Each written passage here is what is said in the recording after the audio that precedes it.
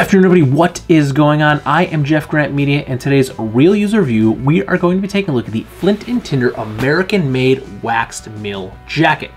Huckberry did send me this jacket for free, but all of the opinions in this video are mine and mine alone. I did not share this content with Huckberry prior to publication. They will see this when you do. Now, at the time I got this jacket, this was the final piece in the puzzle. This was the last wax jacket in the Flint and Tinder lineup that I did not have. But as companies do, they grow and evolve their product line, so there's now another jacket in the product line that I may have to get my mitts on to test out. But for today, we're going to be taking a look at the mill jacket, which is quite different from all of the other wax jackets in the lineup. But before we get into all that, let's start with a few of the specs. The American-made wax mill jacket comes in at $298 USD. It is available in navy, sand, and forest. This jacket is American-made from an 8-ounce British Millrain Teak Wax Evolution 6 fabric. The mill jacket features line pockets, a corduroy line collar, corduroy line cuffs, and a quilt interior liner. And I honestly didn't think I'd be able to film this video anytime soon because it is February in northeastern Pennsylvania, and generally it's very cold this time of year. But we've had a very unseasonably warm winter where we've had long stretches where we've had some very warm weather, so I was able to actually wear the mill jacket quite a bit recently. So here we are, we're able to get this review out there so you'll know when it's actually time to wear this if you should get it. And we're going to start, as always, with the negatives. And honestly, I don't really have any negatives for this jacket. This thing's great. It has not failed me. It has not let me down. So, points of note, those we have a few. The mill jacket has a vintage work jacket look. To me, this is almost identical to the Carhartt J97 or the Detroit Jacket, which is one of my personal favorite Carhartt jackets of all time. And as someone that sold Carhartt for about 17 years of their life, I've seen a lot of Carhartt in my day. The next point of note is that this jacket is waxed, but it is a very dry feeling jacket. It's very shiny. It almost looks like a leather jacket. It doesn't have that wet feeling when you get a wax jacket. You can feel the wax on the surface. This feels very smooth and very dry, but it is wax and it's quite shiny. I mean, I was a little taken back when I first saw it. I wasn't expecting it to look like this, but this is the British Millrain Teak Wax Evolution 6 material. And I've had experience from other brands and from Flint and Tinder with British Millrain, and I love their material. And usually, to me, British Millrain always felt a little wetter, a little more waxy than some of the other jackets in the Flint and Tinder lineup. But this is a very dry feeling jacket, very shiny, but it still actually works really well to beat off water. The very first day I wore this jacket, it was raining pretty good, and the water just completely beat it off. The jacket just shed the water very easily. I didn't have any water seep through at all. The interior liner and my clothing was completely dry when I got inside. So that is it for our points of note. Let's hit the positives. And for me, the very first positive is the aesthetics of this jacket. As I said, the J97 is one of my all-time favorite Carhartt styles, and this mimics that style very nicely. I'm very comfortable wearing this jacket, and I just generally like the look and cut of it. And the next positive is one of the biggest positives of this jacket, and one that I think some of the other jackets in the Flint and Tinder lineup should also have, and that is the fact that the collar has corduroy lining on the top of it.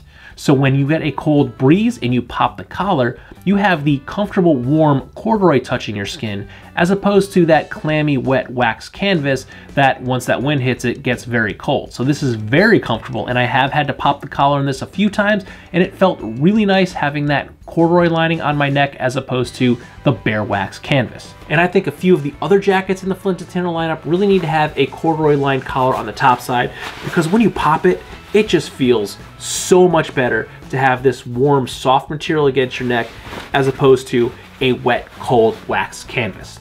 And while we're talking about corduroy lined, let's talk about the lined pockets. The pockets of this jacket are also corduroy lined. So again, when you have some cooler conditions and you stick your hands in your pockets, you're greeted by a nice, soft, comfortable, warm liner as opposed to that cold wax canvas. And I did bring this up in the points of note, but it is still a big positive of this jacket. It is wax canvas. Even though it has a dry feeling to it, it still beads off water really, really well. Again, the very first time I wore this jacket, it was raining outside.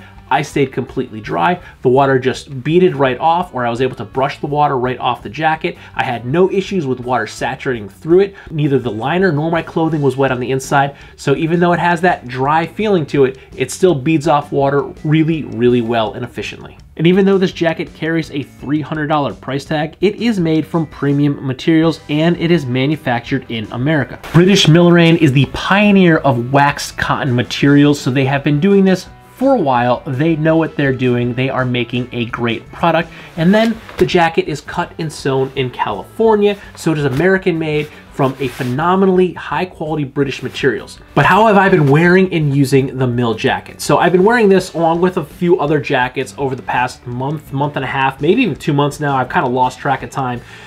We've had, again, a lot of sporadic warm days. We've had like a week of straight warm weather, then we get a couple days of pretty cold weather, then we get some warm weather. So I've actually worn this quite a bit along with some other jackets, but I've worn this probably in the, I'd say mid 30s to like high 40s, even low 50s. And again, it's still just February in Pennsylvania. And I would say the 30s, it's probably a little too cold to wear this jacket. This is very light. If you saw my complete Flint and Tinder wax jacket lineup, I would put this as the second lightest jacket in the Flint and Tinder lineup. So it's probably a little too cold to wear in the 30s, but hey, I didn't know till I tried it, so I did, and now I know. But I'd say in the mid 40s to, I probably would wear this up to about the 60-degree temperature. So I'd say like maybe 45 to maybe like 65.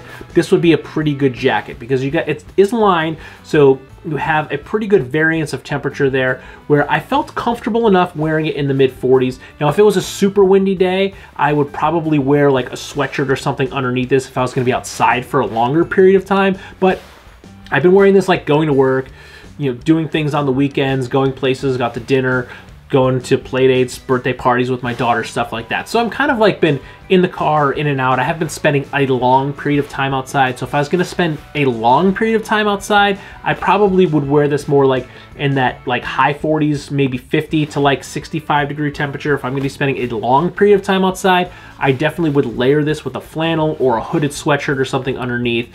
But if I was gonna be outside for a longer period of time, I may switch out to a heavier jacket. But if I was gonna be outside for a longer period of time, I would definitely wear this, I'd say 50 to like 65. This would be very comfortable for me to wear outside all day long. So that would be a good spring jacket. I think this would be a phenomenal spring jacket. It's like a lighter weight, mid-weight jacket that you can wear in the springtime, especially if you get those sprinkles. It is wax canvas. It beads the water really, really well. But I would say prime, optimal, sitting on your butt outside, 50 to 65. Moving around, doing something active, I would drop that down to about 45 to 65. You'd be able to wear this jacket very comfortably outdoors. Mid 30s, you're probably gonna wanna go with something a little bit heavier. So if you're looking for a spring jacket, this is probably going to be a great option for you. Beads off water really, really well. It reflects wind really, really well. Has that nice corduroy collar that you can pop and keep that wind from hitting you in the back of the neck. So there we have it, the Flint and Tinder American-made waxed mill jacket. One of my favorite jacket silhouettes of all time. This is a great springtime jacket. I'm probably going to be wearing this quite a bit on these rainy spring days that, if Punxsutawney Phil's correct, should be coming sooner rather than later. So if you're looking for a great springtime jacket, I think this is gonna be your last stop shop for it. So snag one now, because it seems like all of the Flint and Tinder wax jackets are very hard to keep in stock. All of these things seem very, very popular, and they sell out quickly. And that's because they're all phenomenal products. Even the ones that I bought and paid for with my own money, I love and stand behind. So if you like this video or any of my other videos, don't forget to like, comment, share, and subscribe. Smash that big red button and ring that bell right next to it so you get notifications the next time I post a brand new video. Good night.